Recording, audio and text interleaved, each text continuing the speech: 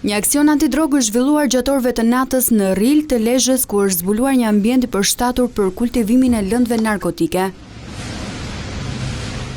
Laboratori ishte vendosur në katin e dytë të një qendre biznesi që përdorej si magazin. Aty u gjetën armë zjarri, municion, kokainë dhe qindra bim kanabisi të kultivuara.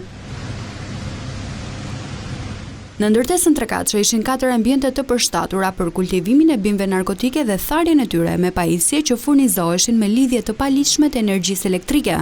Nga hetimet dyshohet se kjo veprimtari kriminale kryhej prej disa muajsh, ndërsa policia vuri në pranga Babe Birsi dhe një punonjës të OSHE-s, i dyshuar si bashkëpunëtor në këtë veprimtari kriminale.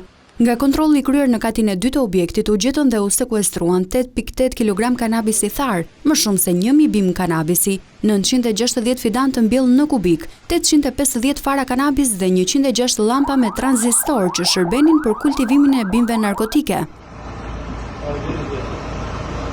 Po ashtu u gjetën edhe një automatik me 2 krera me fishek, një pistolet sportive me fishek dhe një automjet e 4 celular.